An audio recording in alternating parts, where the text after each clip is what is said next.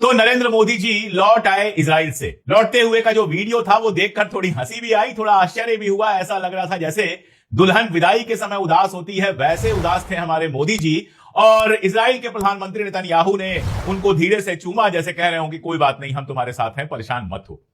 खैर, वापस तो ले आए मोदी जी, लेकिन ले क्या आए? मुझे याद है एक बार मोदी जी ने कहा था कि मैं बनिया हूं, मेरे खून में बिजनेस है। और जिसके खून में बिजनेस होता है उसकी सबसे बड़ी खूबी यह होती है कि वो जो भी डील करता है उसमें अपना फायदा देखता है। तो इजराइल के साथ बड़ा शोर हुआ, ये कर लिया वो कर लिया, लेकिन जब गौर से देखिए तो समझ में आता है कि भारत को इस पूरे समझौते से कुछ नहीं मिला है। वैसे भी आप समझ लीजिए एक बात, भारत के सामान के लिए इजराइल में कोई मार्केट तो है नहीं। इजराइल कोई इतना बड़ा देश नहीं है, ना इतना बड़ा मार्केट है। तो ट्रेड डील में अमेरिका के सामने जो जो आप घुटने टेक कर आए हैं, उसका कोई कंपनसेशन कम से कम इजराइल के अंदर नहीं हो सकता। इजराइल को तो अपना माल बेचना है, तो इजराइल ऐसे ही समझौते करना चाहेगा कि अपना माल आपको टिकाए।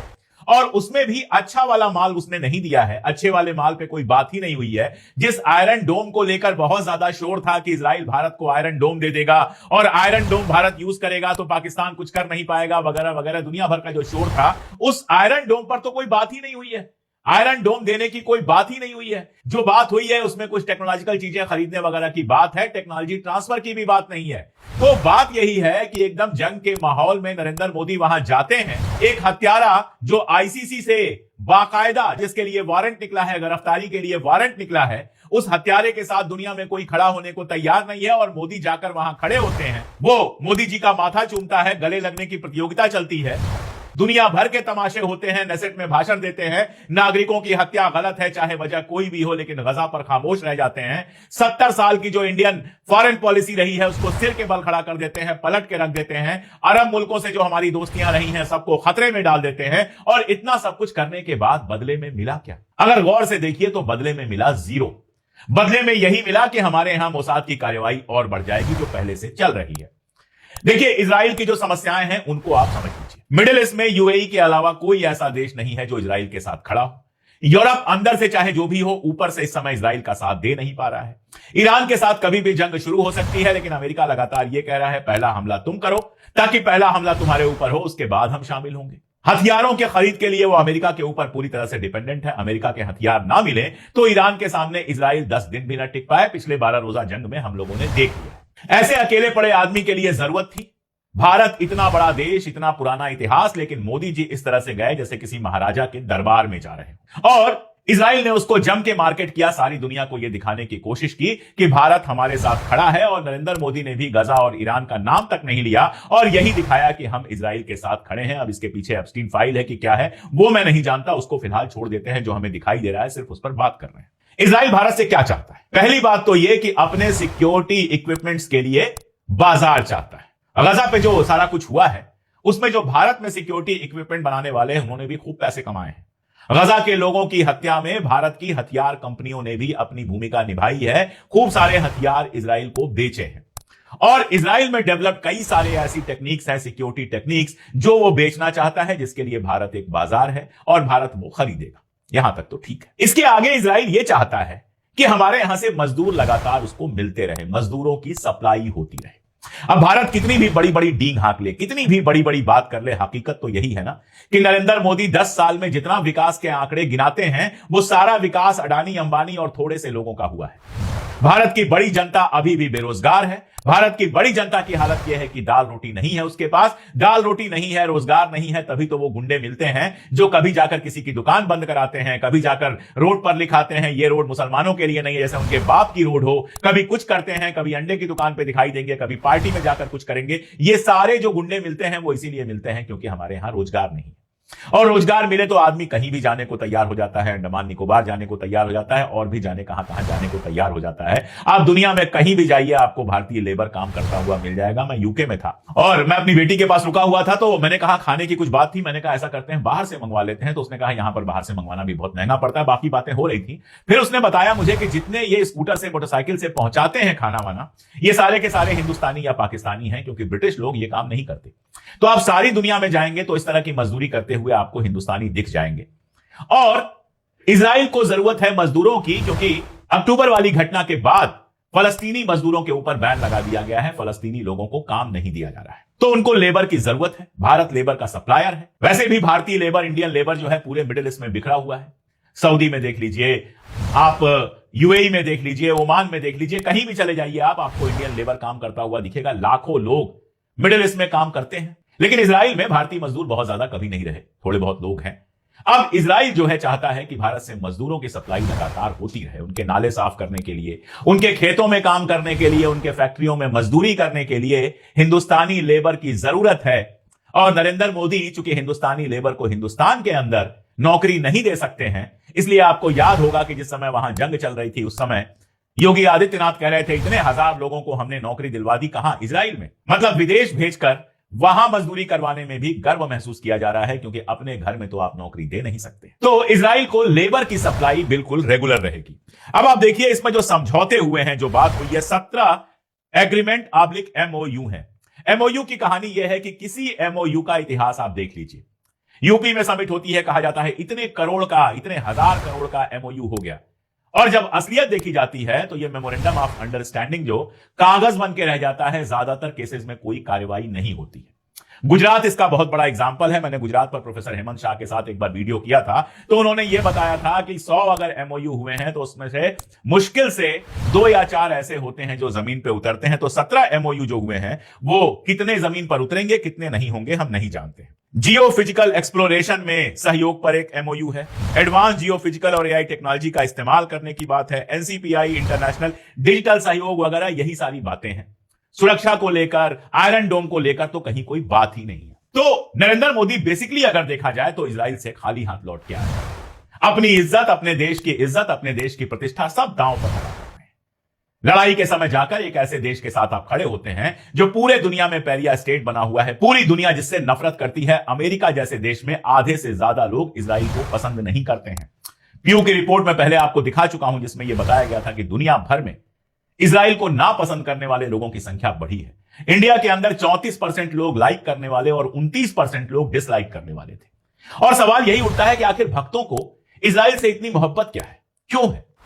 एक ही चीज कॉमन दिखाई देती है, और तो कोई सिद्धांत है नहीं। आपको मैं बता दूं कि हिटलर जब यहूदियों को भगा रहा था तो सावरकर और गोलवरकर बाकायदा उनके साथ खड़े थे, बाकायदा हिटलर का समर्थन कर रहे थे। और आज वही यहूदी, वही ज़ायनिस्ट जब अरबों के साथ अत्याचार कर रहे हैं तो ये ज़ायनिस्टों के साथ खड़े हो गए हैं। यानी जो अत्याचार करे उनके साथ ये हमेशा खड़े रहते हैं। और कॉमन क्या है? हिंदुस्तान के अंदर ये इस्लामोफोबिया फैलाते हैं और दुनिया भर में इस्लामोफोबिया फैलाता है इजराइल। आईएसआईएस के बारे में हम बहुत अच्छी तरीके से अब जानते हैं। 50 ऐसे दस्तावेज और वीडियो जा चुके हैं जिनमें सीआईए के पुराने लोगों ने कहा है कि आईएसआईएस को इजराइल और अमेरिका ने मिलकर बनाया था। मैं अक्सर इस पर बात करता हूं कि आईएसआईएस का पूरा इतिहास उठाकर आप देख लीजिए। आईएसआईएस ने सिर्फ मुसलमानों को मारा है।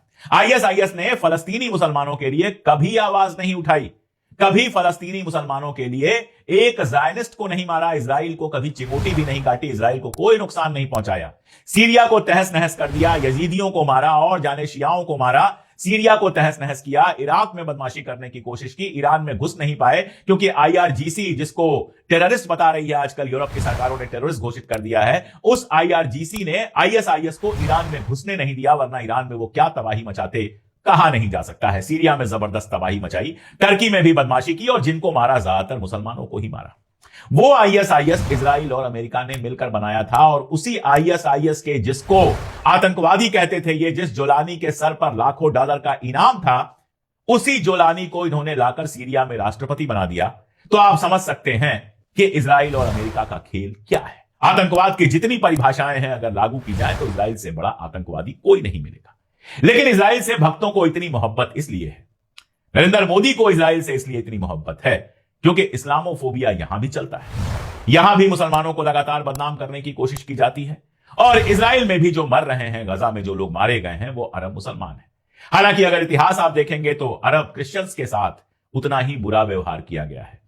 यह आप लोग को सुन के आश्चर्य हो सकता है, लेकिन गजा के अंदर ईसाइयों की भी बड़ी संख्या थी और उनके साथ भी अत्याचार किया गया है। वेस्ट बैंक में ईसाइयों के गांव भी उजाड़े जा रहे हैं। लेकिन पता नहीं एप्स्टीन फाइल के थ्रू या किसी और के थ्रू इजराइल ने अमेरिका के नेताओं को, हुक्मरानों को ऐसा खरीदा हुआ है कि किसी की जबान से एक लफ्ज नहीं निकलता। आज भी यूरोप से बहुत सारे ईसाई जब घूमने जाते हैं वहां पर, यरूशलेम में और बाकी सारी जगहों पे, तो लौटकर वीडियो और फोटो पोस्ट करते हैं कि कैसे थूका जा रहा था उनके ऊपर।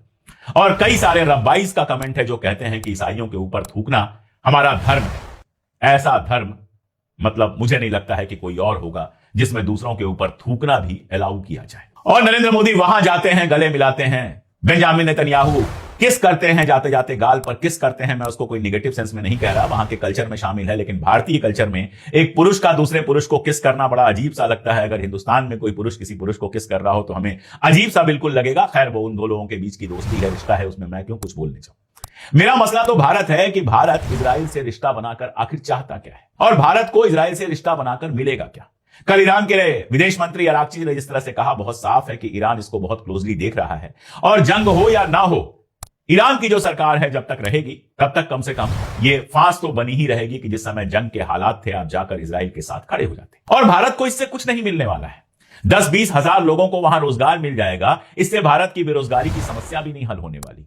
दूसरी तरफ सोचिए कि पूरे मिडिल ईस्ट में हिंदुस्तान के इतने ज्यादा लोग रोजगार करते हैं, वहां अगर एंटी इंडिया सेंटीमेंट शुरू हुआ, अगर भारतीयों को रोजगार मिलना कम हुआ या निकाला जाना शुरू हुआ, तो आप याद रखिएगा करोड़ों रुपए वहां से रेमिटेंस में भारत आते हैं, उनका नुकसान होगा, वो लौटेंगे हिंदुस्तान में, और हिंदुस्तान में नौकरियां हैं नहीं। दूसरा, अरब वर्ल्ड जो है हमारे सबसे बड़े इन्वेस्टर्स में से है। अरब कंट्रीज में हमारा माल जाता है, बिकता है, हमारा सामान बिकता है, हमारे सामान के लिए बड़े बाजार हैं अरब मुल्क, और साथ में हमारे देश में बड़ा इन्वेस्टमेंट करते हैं अरब मुल्क, और साथ में हमारे लोगों को बड़े पैमाने पर रोजगार उपलब्ध कराते हैं। मैं ये नहीं कह रहा हूं कि ओमान से ऑर्डर निकल जाएगा, सऊदी से ऑर्डर निकल जाएगा कि हिंदुस्तानियों को रोजगार नहीं देंगे, ऐसा नहीं होगा, ऐसी बेवकूफी कोई नहीं करता है। लेकिन ये जो एंटी इंडिया सेंटीमेंट धीरे धीरे जाएगा, कल का आप ट्विटर देखिए, यूएई को छोड़कर मिडिल ईस्ट के अकाउंट्स का आप देखिए, सारे इस बात से नाराज दिख रहे हैं। हिंदुस्तान में मुसलमानों के लिंचिंग के वीडियोस लगातार पोस्ट किए जा रहे हैं। लगातार यह कहा जा रहा था कि मुस्लिम हेट की वजह से मोदी और नेतन्याहू इतने करीब आ रहे हैं, और इन सब का असर क्या पड़ेगा कल्पना करके देखिए। कोई एक शेख है जो इजराइल को बुरी तरह से नापसंद करता है, और ज्यादातर नापसंद करते हैं, अगर सरकारें खामोश रहती हैं या कुछ नहीं करती हैं तो उसकी वजह अमेरिका है सिर्फ। अब उसको अगर नौकरी देनी होगी, 5 हिंदुस्तानी और 5 पाकिस्तानी आएंगे और 2 पोस्ट होगी, और वह हिंदुस्तानी की जगह पाकिस्तानी या किसी और को नौकरी देना शुरू करेगा, तो इसका विरोध तो कोई कर भी नहीं पाएगा, ये तो उसका पर्सनल डिसीजन होगा। लेकिन अगर इसी को इन्फ्लेट कर दीजिए, अगर ये लगातार होने लगे, तो हिंदुस्तानियों को वहां नौकरी मिलनी मुश्किल होगी। दूसरा, हिंदुस्तानियों को हमेशा पाकिस्तानी या दूसरे लोगों से ज्यादा इज्जत मिली है मिडिल ईस्ट में, वो इज्जत पहले भी कम होने लगी है और धीरे धीरे और कम होगी। और इन सब का मिला जुला असर यह होगा कि अगर भारत में अरब मुल्कों ने इन्वेस्टमेंट कम कर दिया, अगर भारत के लोगों को रोजगार देना कम कर दिया और भारत की जगह दूसरे मुल्कों से सामान खरीदना शुरू कर दिया, तो आप अंदाजा लगाकर देखिए कि हमारी इकॉनमी पर इसका कितना असर होगा। क्या इजराइल इस ऑफसेट को कंपनसेट कर पाएगा? कतई नहीं कर पाएगा। एक तो उसकी औकात नहीं है, इतना बड़ा वो है नहीं, वहां इंडियन सामानों का कोई मार्केट नहीं है, और ना ही वो इतने सारे लोगों को अपने यहां नौकरी दे सकता है। एक बात याद रखिएगा कि इजरायली हिंदुस्तानियों से उतनी ही नफरत करते हैं जितने अरबों से। ज्यादा पुरानी बात नहीं है, एक वीडियो आया था, मैंने आपको दिखाया था, जिसमें व्हाट्सएप पर प्लान बनाकर हिंदुस्तानियों को पीटा जा रहा है। बाद में उस पर कार्रवाई वगैरह हुई क्योंकि नरेंद्र मोदी जाने वाले थे, लेकिन पहले भी इस तरह के कई वीडियोज आ चुके हैं। तो कोई इज्जत नहीं करते हैं आपकी, लेकिन आप पगलाए हुए हैं नया पापा बनाने के लिए नेतन्याहू को। कुल मिलाजुलाकर जो ये मोदी की पूरी यात्रा है, मैं बड़े गौर से देख रहा था कि चलो हिंदुस्तान के लिए कोई तो फायदा लेकर आए।